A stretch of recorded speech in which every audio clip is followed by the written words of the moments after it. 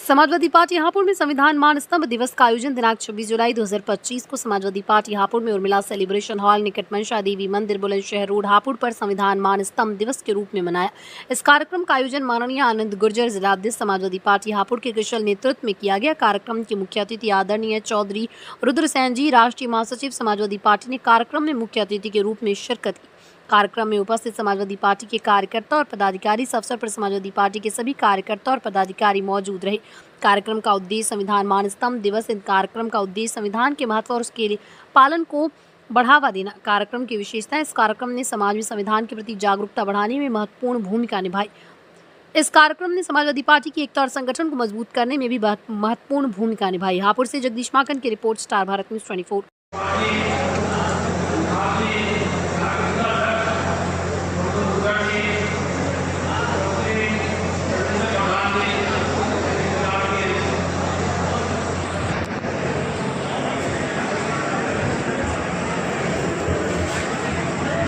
गायब हो गए।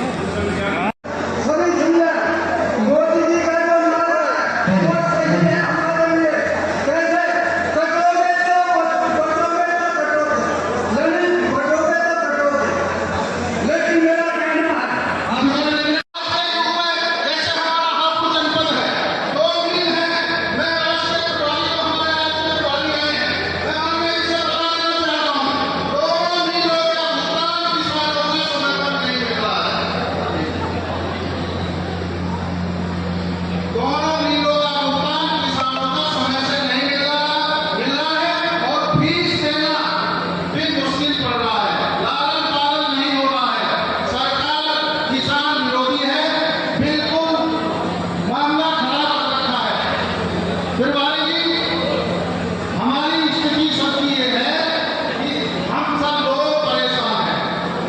बीएपी यूरिया जिले में नहीं मिल रहा है, पूरा ड्राई कर रहा है। सरकारें भी चौधरी साहब डायरेक्ट हमारे हितों का फैसला कर रहे हैं। तो ये जो कार्यक्रम है उसके बारे में क्या कहना है आपका? आज ये आरक्षण आज के दिन लागू हुआ था कोल्हापुर में।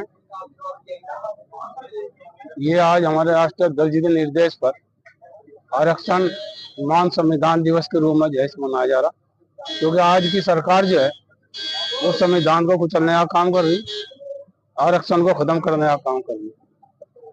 इसके प्रति जो है हम लोगों को जागरूक रहना पड़ेगा। अगर ये सरकार सत्ता में रही तो निश्चित रूप से जो है ये संविधान को बदल देगी और आरक्षण को तो खत्म कर देगी। इसलिए हम लोग जो है जनता को इससे अवगत करा रहे और जनता से अपील कर रहे कि अगर आप लोगों को जो है अपना संविधान बचाना, आरक्षण बचाना, तो इस सरकार को जो है जाना ही होगा।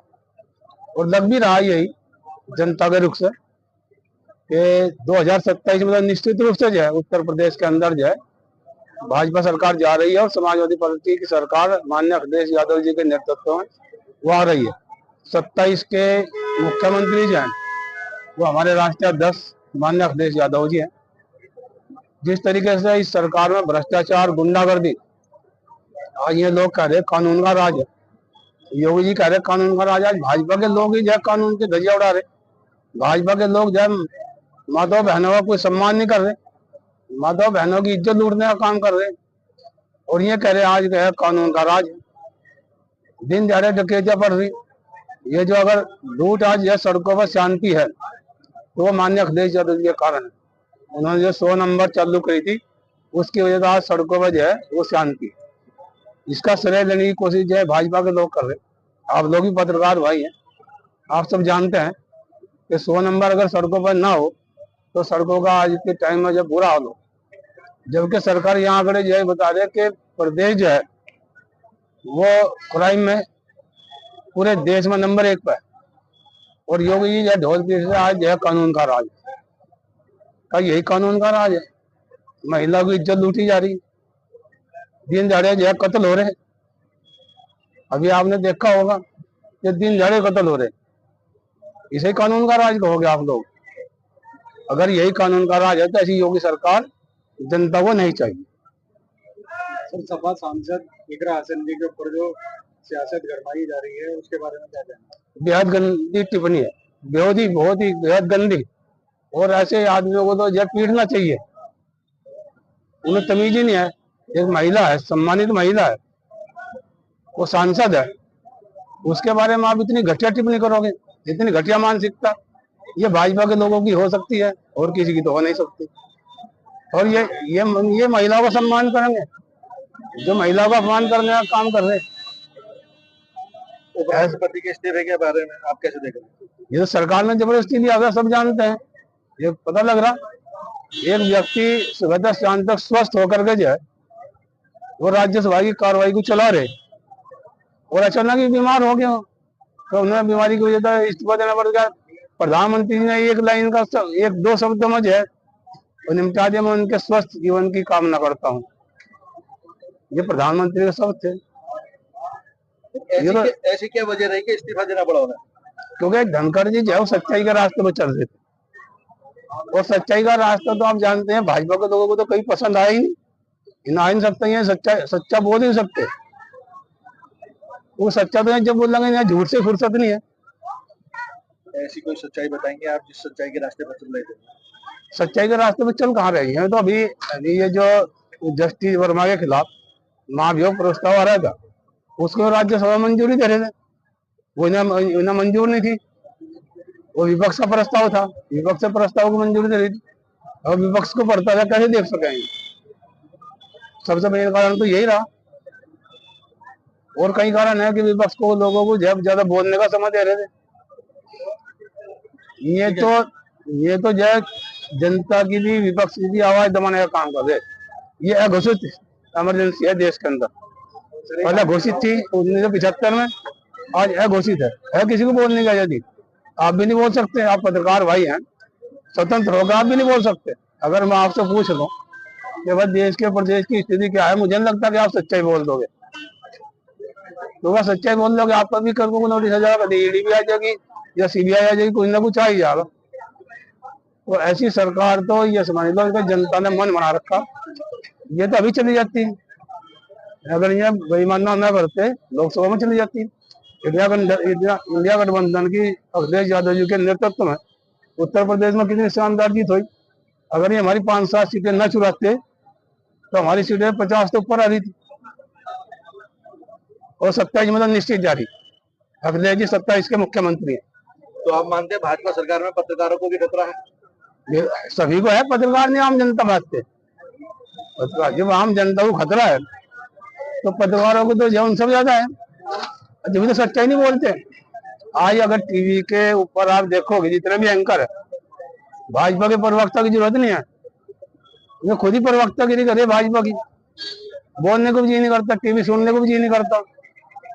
आप बता दो, आप पत्रकार है या नहीं है ऐसा?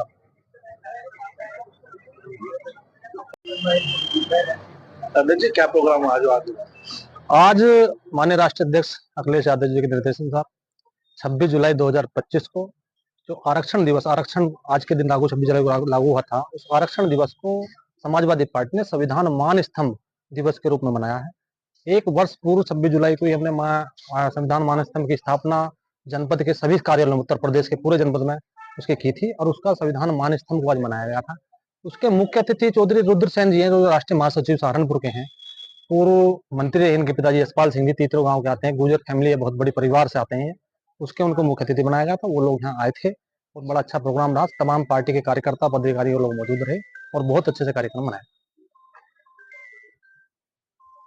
सांसद एकनाथ सेन जी के ऊपर जो टिप्पणी की गई है योगेंद्र राणा के द्वारा, उसके बारे में आपका क्या कहना है? हाँ, आपके सवाल का मैं बहुत अच्छा आपने सवाल मुझसे पूछा है।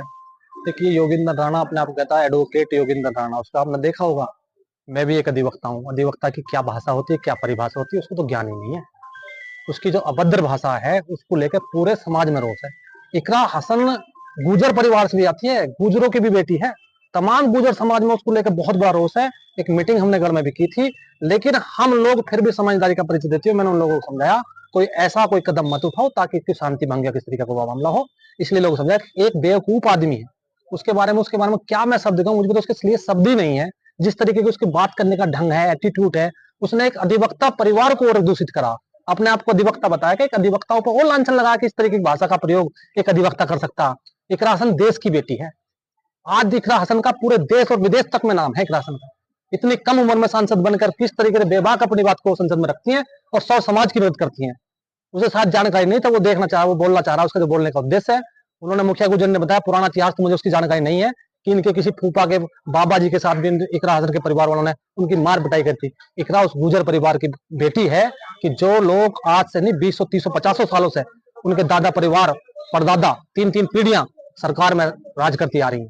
वो जानता क्या है इकरा हसन के बारे में, जिस तरीके की टिप्पणी करनी, वो तो मुझे एक नशे के उसमें झुंग में लगता है। जो उसकी जैसे आंखें जैसे मुझे नजर आ रही हैं, जो उसकी बदतमीजी भाषा है, ये बड़ी अभद्र भाषा है और उसको लेकर बहुत रोष है।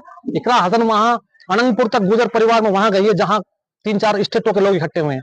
गुजर परिवार ने क्या सम्मान करा उसका देखा आप लोगों ने मीडिया में? क्या बोल रहा सहारा इकरा हसन के बारे में? क्या है, तू तो कुछ भी नहीं लायक। अगर उसके बारे में एक शब्द भी इकरा के सामने बात करें तो वो भी बिल्कुल शून्य है हमारे लिए। वो बहुत ही गलत उसकी टिप्पणी है और उसको बहुत रोष है। उसमें हमने भी ज्ञापन दिया है, महिला सभा का प्रोग्राम था, उसके खिलाफ एफआईआर पुलिस ने लिपापोती की है। इन लोगों को भाजपा सरकार संरक्षण देती है। जैसे उस एडीएम ने अभद्र भाषा का प्रयोग किया और एडीएम के खिलाफ आज तक कोई कार्रवाई नहीं हुई। वो एडीएम यहाँ होते तो हम बताते कार्रवाई के नहीं हो पाती। तुम एक प्रतिनिधि, जनप्रतिनिधि पे, चेयरमैन पे महिला होते हुए तुम अभद्र भाषा का प्रयोग कर रहे हो। जाइए मेरे कार्यालय से बाहर निकलिए। और सरकार उस पर कोई कदम नहीं उठा रही। सरकार इस पर कदम नहीं उठा रही। कल बवाल हो जाए इस तरीके का, कल इस तरीके कि जो इस तरीके का आदमी है, क्या पुलिस को अधिकार नहीं है? एसडीएम को अधिकार है 14 दिन के 151 जेल दे सकता, लेकिन उन धाराओं में मुकदमा लगा जब 3 साल तक की सजा है। अरेस्टिंग का प्रावधान नहीं है। हम जानते नहीं, हम एडवोकेट नहीं है, हमें पता। 3 धाराओं में मुकदमा लिख दिया, दिखाने के लिए मुकदमा लिख दिया, कार्रवाई के, लेकिन कोई कार्रवाई इस पर नहीं हुई। उसमें हमने भी ज्ञापन दिया और हमने भी राज्यपाल को महोदय को लिखा है कि ऐसे व्यक्ति के विरुद्ध कार्रवाई हो, नहीं तो हम लोग सड़कों पर आने का काम करेंगे। धन्यवाद। अभी तो टिप्पणी करने पर गिरफ्तारी के बारे में क्या कहेंगे? गिरफ्तारी की हमने मांग की है। जो पुलिस ने मुकदमा लिखा है उसमें गिरफ्तारी का प्रयोजन नहीं है। 3 साल तक की और 1 लाख तक जुर्माना, वो हम जानते हैं। पुलिस या प्रशासन और अन्य लोगों को तो बहका सकता, हमें थोड़ी बहका सकता, लेकिन गिरफ्तारी का प्रोविजन वहां होता है जहां शांति भंग की आशंका हो। 14 दिन के लिए एसडीएम अपनी कलम से जेल भेज सकता है। 151 की एक धारा ऐसी है जिसमें एसडीएम अपने कलम से जेल भेज सकता। तो वहां के प्रशासन को क्या उसे जेल भेजना नहीं चाहिए?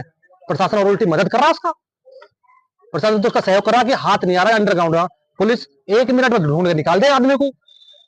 एसटीएफ इतने तंत्र हैं। जो टिप्पणी करी है उसने, क्या शांति भंग होने की उसमें आशंका नहीं थी? पूर्ण आशंका शांति भंग होने की। लोगों की भावनाओं को ठेस पहुंची है। मेरे समाज में तो बहुत ज्यादा रोष है, गुर्जर समाज में तो बेहद रोष है और हमने इसका ऐलान कर लिया। हमने मीटिंग की है, लेकिन मैंने उनसे अनुरोध किया कि अभी रुक जाओ, उस पर कार्रवाई हो रही है। हम लोग पहले मांग कर ले, मेरे सामने अगर नहीं करता है तो हम आंदोलन करने का काम करेंगे। इसमें ओवैसी भाइयों को भी बीच में कहा गया है, उसके बारे में क्या कहेंगे? देखिए, ओवैसी भाइयों को कौन क्या कह रहा है, उनसे ओवैसी भाइयों से मुझे उस बात से कोई लेना देना किसने क्या कहा है। उनकी अपनी अपनी हर लोगों की राय है, लेकिन ये गलत टिप्पणी करने वालों की ये लोग हमेशा मदद करते हैं। गलत टिप्पणी पे ही बात करते हैं। इनका काम ही उपद्रव कराना है। दोनों भाइयों के बारे में बोल रहे हो, तुम क्या करे? ओवैसी जी को ये यहाँ भूल जाते हैं। अभी देश का मामला आया था, जो जब पुलवामा हमला हुआ है, जो कश्मीर का, जम्मू कश्मीर का मामला, ओवैसी जी सबसे पहले मीटिंग में आए और सबसे पहले खड़ा कर उन्होंने ये कहा कि हम देश के साथ खड़े हैं, तुम जो कार्रवाई करना चाहते हो हम करते रहो।